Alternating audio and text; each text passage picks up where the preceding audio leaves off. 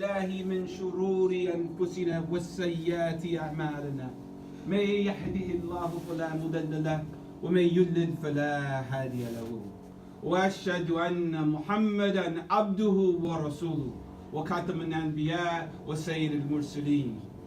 يا أيها الذين آمنوا اتقوا الله حق تقاته ولا تموتون إلا وأنتم مسلمون. يا أيها الناس اتقوا ربكم الذي خلقكم من نفس واحدة وخلق زوجها وبعث منهما رجالا ونساء رجالا كثيرا ونساء واتقوا الله الذي يساءلون به إن عليكم كان رقيبا. يا أيها الناس اتقوا الله وقولوا قولا سديدا يصلح لكم أعمالكم ويغفر لكم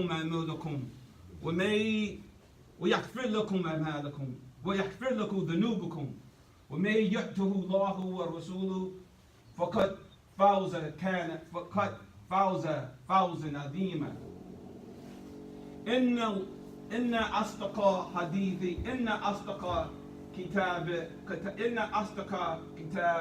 كتاب الله وأصدق حديث رسول الله. Verily, we thank Allah, we praise Allah, we bear witness that there is nothing worthy of our worship except Allah. And we recognize that there is nothing in this world that is worthy of our worship. There's no money, there's no fame, there's no status that we can seek that should supplant or supplement our devotion to our Maker, our Creator, that which is more powerful than the president of all the presidents or the king of all kings here in this platform called Earth. And we also recognize that the best of the writings are the writings that convey the message of Allah. And the best of guidance is the guidance that we have gained from our teacher, Rasulullah sallallahu alayhi wa sallam. And dear brothers and sisters, let me share with you, it is a blessing to be before you today in this month, which is called Black History Month. Because many people in today's world have forgotten the guidance of the Prophet sallallahu alaihi wasallam. They've not only forgotten the guidance of the Prophet sallallahu alaihi wasallam, but they've forgotten the history of the Prophet sallallahu alaihi wasallam. We find ourselves in a world far removed from the 1400 years in which, again, the Prophet ﷺ and his companions roamed this earth, spreading justice and spreading peace and purification of the soul, not just for the Bedouin Arabs in what is now known as Saudi Arabia, but spreading this divine message for people around the globe. And in fact, this was, again, unlike the predecessors of the Prophet ﷺ, right?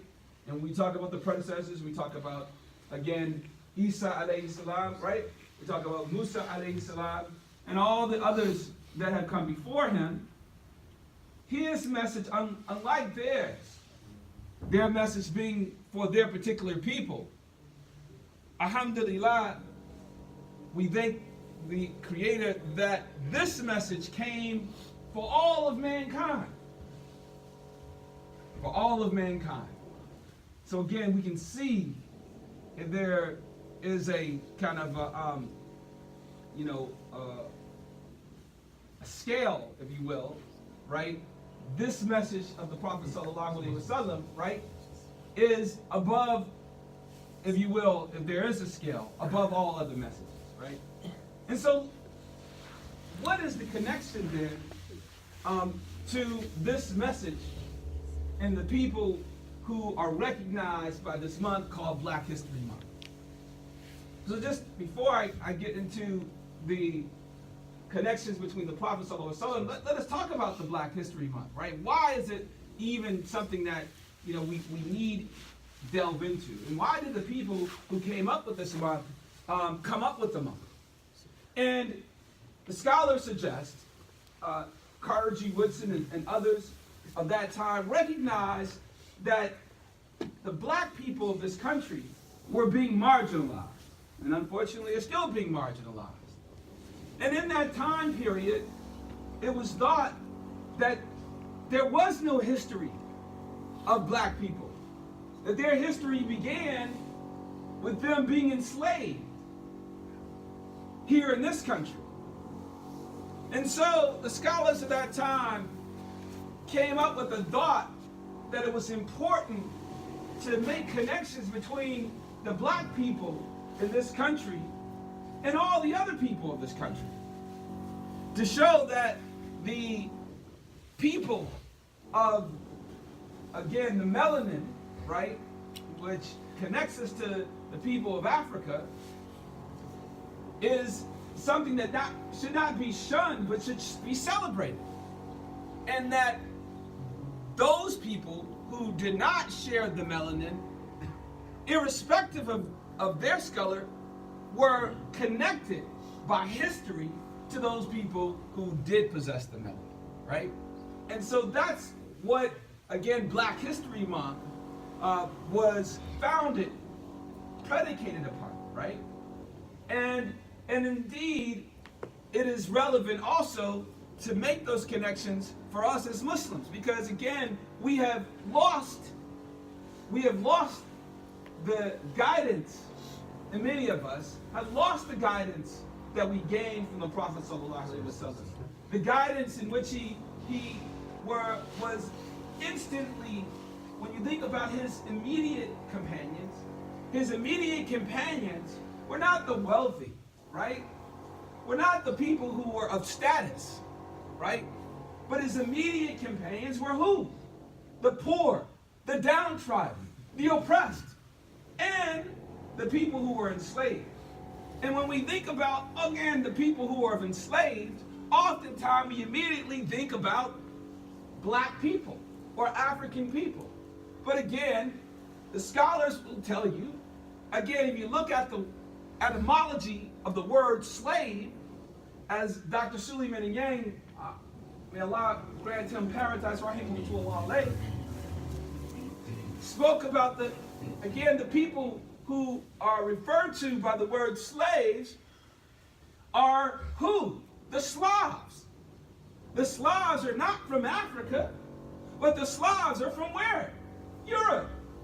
So again, this whole idea and connotation between the Africans being the slaves both to the Prophet ﷺ and his companions, as well as the slaves, again, of the antebellum period here in this country, and even, again, the slaves today, is a fabrication of history that we need to correct. And it also, we need to purify what is embedded in that in our souls.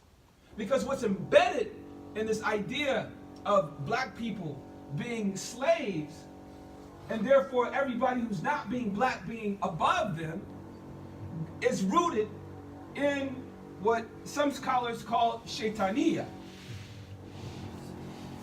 The athar of shaitan, right? The effect of shaitan. And what is this?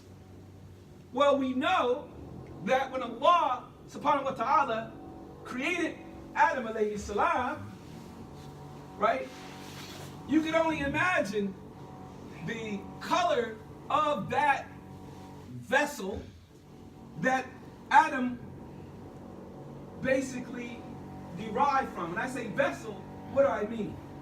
Well, we know that Allah says that Allah created Adam in his own image.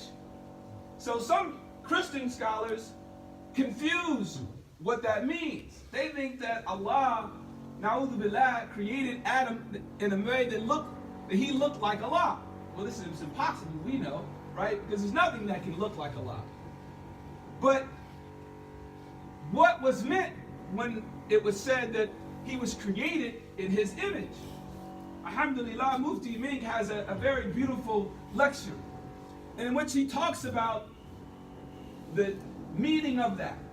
That means that Allah, instead of, again, creating Adam as a baby and having him come through the normal pathways that most of us, no, all of us have taken, right? Developing in the wombs of our mother, and then going from there to the cradle stage, and to the toddler stage, and to the the stages of childhood, and then becoming a man. That Allah created Adam alayhi salam in his image at 40 years old. So he was in his image, not the image of Allah, but in his image of himself as a man, already perfected, without having to again go through the stages that all of us have gone through, right? But how did he actually go about creating that shell for the 40 years period of incubation? What did it look like? How was it created? Well, we know how it was created because this is what even Shaitan or Iblis said, that you created him from dirt and you created me from fire, right? So we know what fire looks like, right? Well, what does dirt look like? Alhamdulillah, that's self-evident. But then, alhamdulillah, the beauty of this, again, which connects the people of the dirt, or at least the color of the dirt, right, to all people, is the idea of how the rest of mankind was derived, and how the variations of colors and the variations of personalities were also derived from this one man, created from dirt, clay.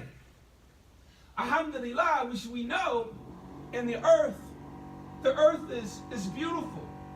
And it's made up of so many different particles. And if you look at the dirt of the earth, you find that the dirt of the earth itself also is broken down to many variations. The dirt of the earth looks like the people in this room. You have some very dark, rich parts of the earth where the clay is as black as a jet of the night, if you will. And then you have some parts of the earth where the sand is totally white sandy beaches, right? And again, so when you think about how the variations of man came to be from this dark colored clay shaped body that was incubated, almost, you can think of it as almost kind of a statue that laid down lifeless for 40 years, right? When you think about, well, how could everybody come from that? The reason is because, again, the embodiment of man, Allah saw fit to put all colors of that earth in that man, in the creation of that shell, before he breathed the life into Adam alayhi salam. And by noting that, then hopefully you will see that this whole idea about the division between people based upon race is again also a fabrication. And again, I mentioned earlier that the fabrication comes from the fabrication of Shaitan. Because who was the first person, who was the first being to basically demonstrate racism? Elitism, right? The first being to demonstrate elitism based upon race was none other than Iblis. Na'udhu billah. Right? May Allah protect us from the athar of shaitan. Iblis said, Allah, why is it, na'udhu billah, why is it, questioning Allah, his maker, why is it that you want me to bow down to him? My race, right? And what is this race? The race of jinn, right? Who are the jinn?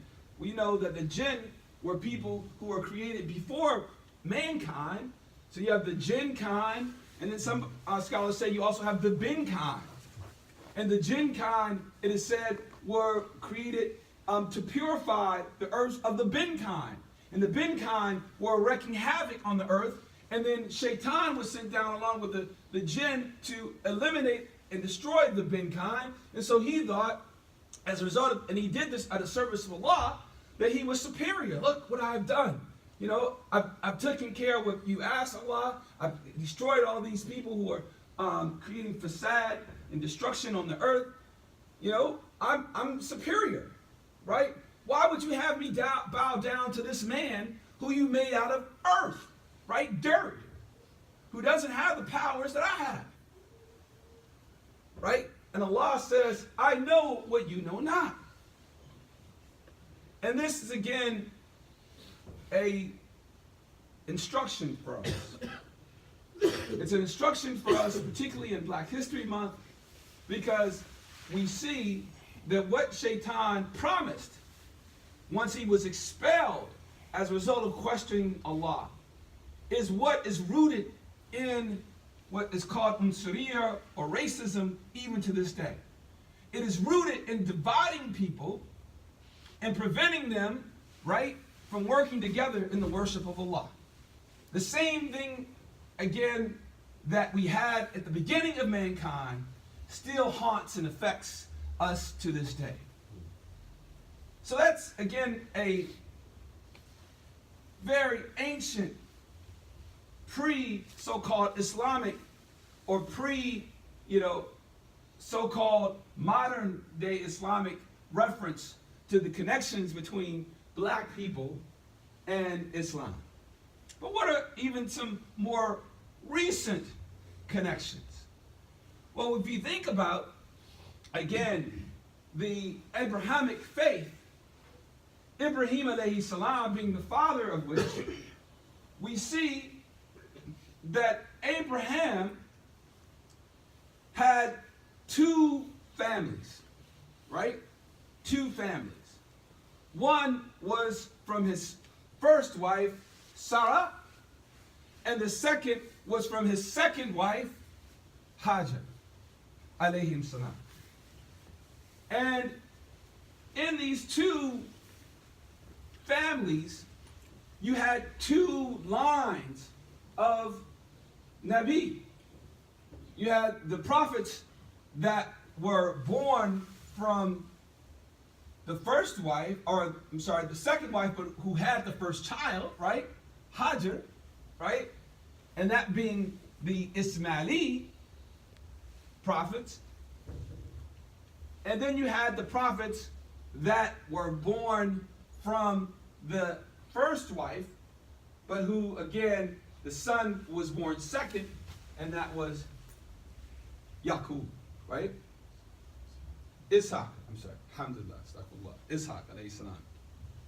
And so you had Isaac, Ishaq, and you had Ismail. Those being the two parallel prophethoods. So who, or lines of prophethoods. So then who was the mother of the first prophet, coming from the first line, if you will, of Ibrahim? Well, we know that, again, this was a woman that was purchased.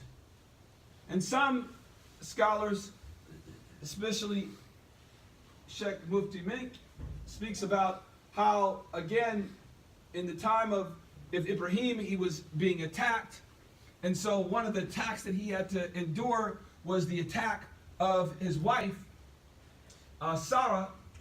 and she was, again, by the king of that time, was being preyed upon, and the king tried to, again, attempt to lure her multiple times, and ultimately gave up because of her dua to Allah. And so as a way of, again, repentance, he gave her a servant. And the servant, it is said, that came from a royal family of the people of Habasha. And the people of Habasha are the people who are also known as Abyssinians, and also in modern day, we speak of them as being the people who are from that so-called Abyssinian region, the Ethiopians. And so the Ethiopians, as we know, it's clearly, again, Africa, right? And the Ethiopians, or the Abyssinians, or the Habashi people, again, being represented and embodied in this woman, Hajar, was very important. For without this woman's faith in Allah, her patience and sabr, her yaqeen, all that we know to be Islam may not have been manifested. So let us speak about this for a moment. We know that Hajar was first of all tested in many ways. Again, as a second wife, she was tested by, again, the animosity, some scholars suggest, that existed between her and Sarah. And so the first wife, feeling that, again, the love and affection of her husband was being, again, siphoned off to the second wife, felt naturally a certain way. And so Allah commanded Ibrahim alayhi salam to travel and leave Sarah, to take his wife and their son, Ismail alayhi salam, away to the place now known as Becca, or Mecca Mukarram. And so he traveled, taking his family away, again, that being the first trial. The second trial was then after he, again, was instructed about where to stop. He then, after making sure his wife and his child were, again, okay, somewhat rested, Allah knows best, Allahu Alam, he then turned away and began walking. Began walking with no explanation. Again, his wife, the second wife, came to him and said only one thing. Is this what Allah has commanded? Is this what Allah has commanded you? And he said, nah, this is what Allah has commanded. And so based upon that, she then felt, again, a relief, because she knew that Allah would not give her a challenge. He would not test her beyond the limits. And so she allowed her husband to walk away into the abyss of the sand, if you will. You can picture it, right? A woman, her child, nothing, right, but a few provisions, right, that they had brought, and her husband walking, turning his back upon her and just walking away. SubhanAllah. Look at the beauty of this African woman. The patience and the faith of this black woman provided the foundation for all that we have now inherited, right? Imagine and think about how Shaitan has tricked us into despising the black people, right? Despising even ourselves.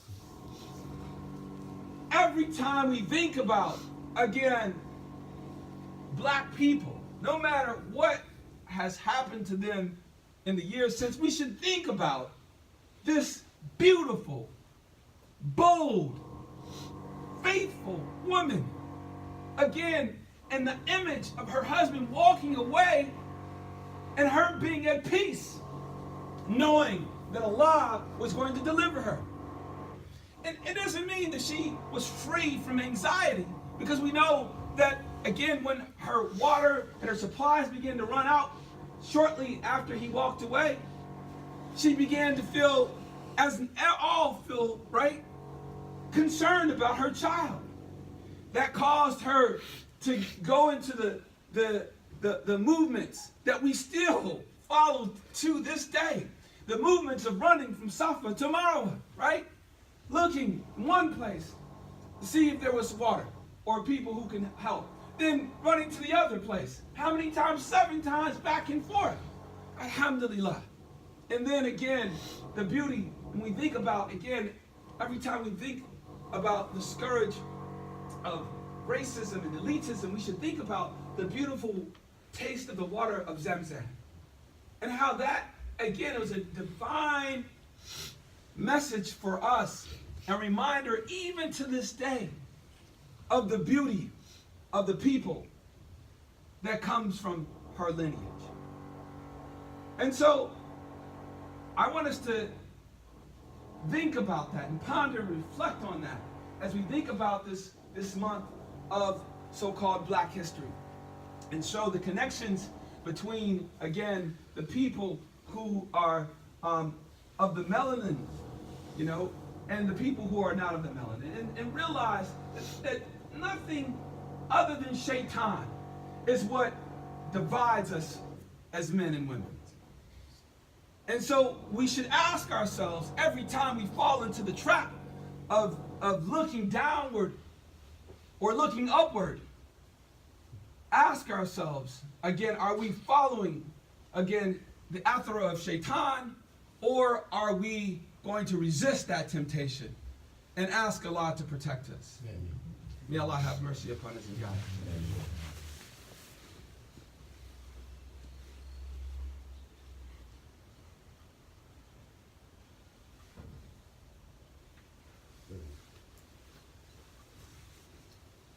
أقول قولي هذا أستغفر لي ولكم إنه كان الله غفور رحيم.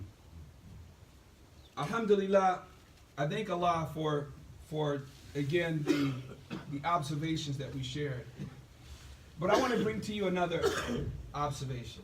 And this is something that I think is important to destroy some myths about how Islam was spread in the African continent. Many scholars, and some have said that these scholars, so-called African American scholars, in modern times, created a myth that Islam was spreaded only by the sword in Africa. And so that therefore Africans should not be Muslims because they were actually being persecuted and were being discriminated by the so-called Arab Muslims. And in fact, their myth is based, and to some extent, some facts. According to, again, our scholar, our former client, our great professor and director of the Department of African Studies, Dr. Suleiman Yang, rahimahullah alayh. May Allah have mercy upon him, grant him Jannah. His research and other scholars suggest that, in fact, conquests did take place in Africa by the Muslims, particularly by the Umayyads, starting from Misr all the way to the Maghreb and the Jazair, Al Jazeera, or what is known as Algeria. But the idea of how Islam spread from north to south is a whole total different story. And when most so-called scholars talk about Africa, they don't really even, these so-called scholars that I'm mentioning, the African American scholars, they're not talking about, again, North Africa. What they're talking about is so-called Sub-Saharan Africa. And the story of the spread of Islam in Sub-Saharan Africa is entirely different. It was not spread by conquest. But there were a number of different agencies that Professor Dr. Yang, may Allah grant him with paradise, taught us. One of the agencies or the methods that was used to spread Islam, I'll speak of. Because he talked about how other conquerors did not use this to their detriment, particularly the British. And one of the methods that he talked about is marriage. You see, the Muslims had two things that they had at their disposal. First of all, I mean, irrespective of our faith, which is the most important thing, right?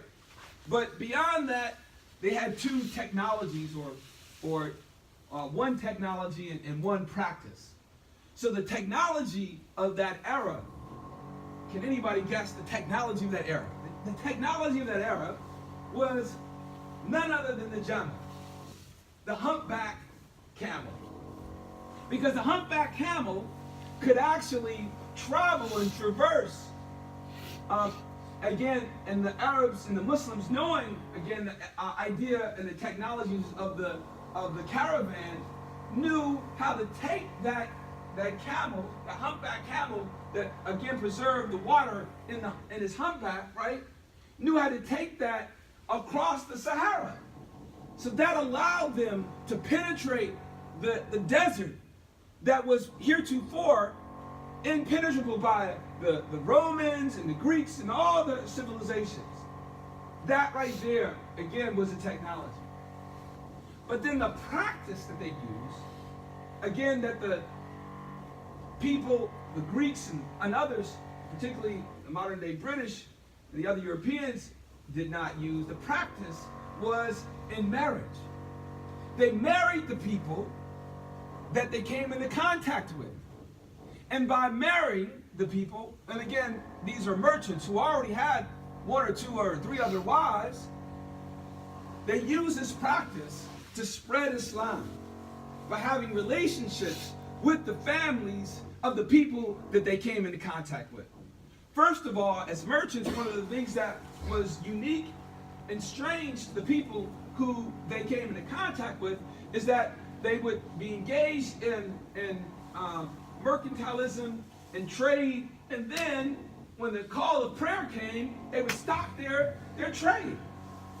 This itself was strange and shocking to the African people, and that particularly drew the love and affection of the learned class, right? Because this was something that they saw, which is a respect particularly shown by the merchants that they were giving and showing to their creator. So that's an important note to note. But the other important note, again, that I don't want us to miss is this idea of the intermarriages and the practices of using, again, multiple spouses, polygamy even, the word that we use right now, how important it was in the spread of Islam, particularly in Africa. And why do I bring this up? I'll share with you. I mean, all of us knows that when we talk about polygamy in this society, it's looked at as a bad word. But look at what we have going on in our society that is even worse. We have a situation where you have so many women, particularly because of the 1990 scourge of drugs that came in our communities, that took away so many men, both by death and by jail, right? Where you have whole generations of women who have never had the opportunity of marrying. And then you have the rise of AIDS and HIV, which took away, again, another generation of men from our population. So you have a disproportionality of women. In fact, I hear on Howard's campus that you have almost a 25-to-1 ratio. When I was on Howard's campus, it was only 12-to-1. And that was great. I mean, for those of us who were looking for wives at that time. But if you think about the situation now with the, again, lack of men. And then it's even worse. I was at yoga class yesterday exercising, and a guy and his wife, he was telling me, he was like, you know, women these days, these modern day women, these so-called millennials, they want to open the door for you. They want to basically, you know, be the independent, you know, strong woman. This is the mantra, the idea, the motto that they have for themselves. The ideas of allowing, again, your husband to open the door for you, or your to be, you know, your protector, your provider, your promoter. These are things that, again, we as men in Islam, we are taught. But these things in this society are shunned.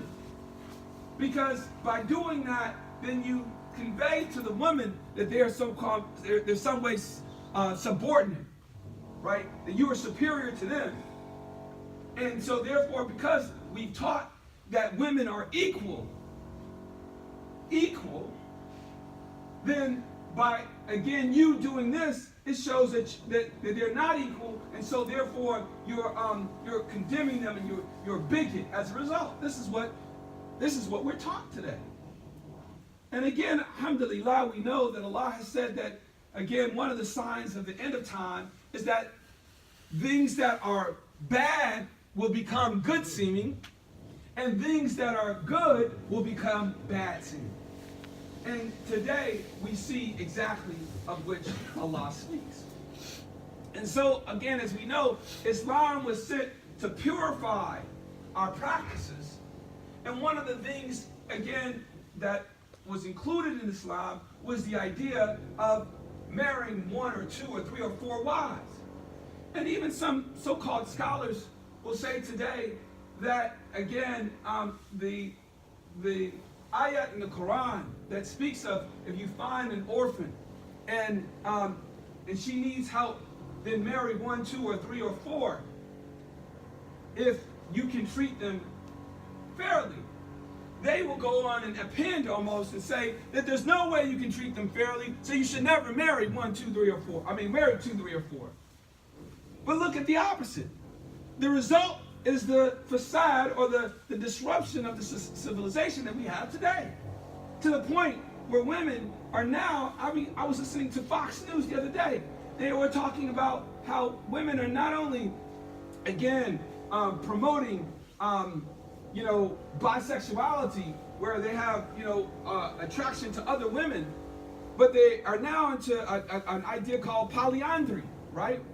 Polyandry being having not only multiple women partners, but multiple men partners.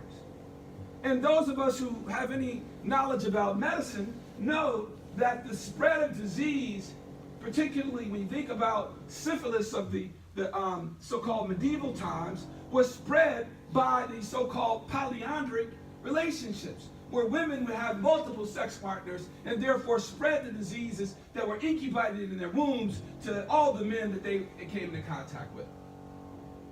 But alhamdulillah, Islam was sent to purify all of that. And if we, again, like racism, if we shun that which Allah has made a medicine and a remedy for us, then we do nothing but follow into the athara of shaitan. We create an opening for him to come and take both our women and our children and misguide them and create a situation that is what we face today. We ask Allah to have mercy upon us. Amen. We ask Allah to give us guidance. Amen. We ask Allah to give us the best of this world and the next. رَبِّنَا آتِنَا فِي الدُّنْيَا حَسَنَةً وَفِي الْآخِرَةِ حَسَنَةً وَقِنَا عَذَابَ النَّارِ.